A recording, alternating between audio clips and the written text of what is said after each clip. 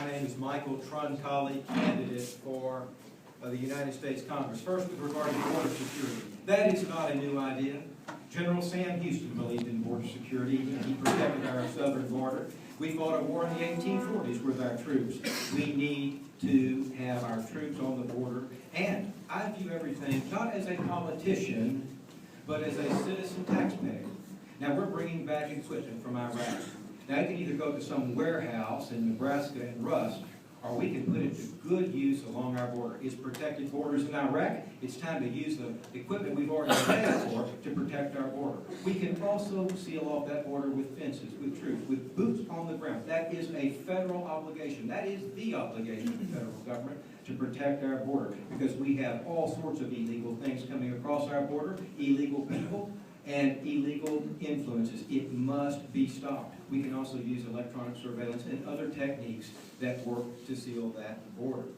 Now, what are my qualifications? Well, again, I am not a politician. I am a citizen taxpayer, and I'm going to view every issue as a citizen. It's your money.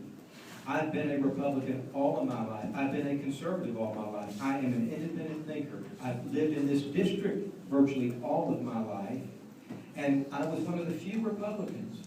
Had doors slammed in my face. I'm not afraid to do that. I'm not afraid to stand up for what is right. I am a defense attorney. I stood up for tort reform when it was not popular to do so.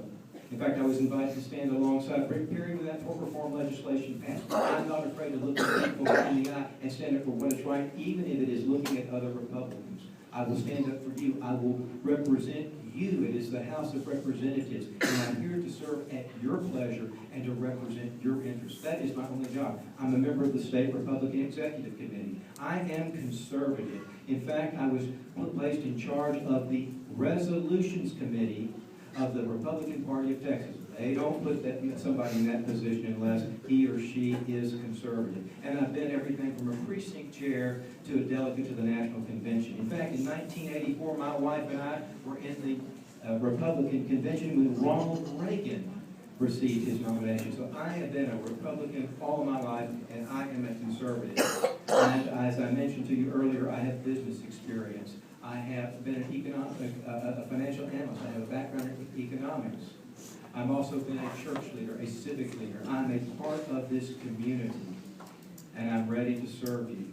Finally, do I live in this district? You bet I live in this district. In fact, I've lived through virtually every hurricane that's come through this area since 1957, and I'm proud to be a resident of this district. I do not have to move, and I've talked to the attorneys defending that lawsuit, that these borders are not going to change.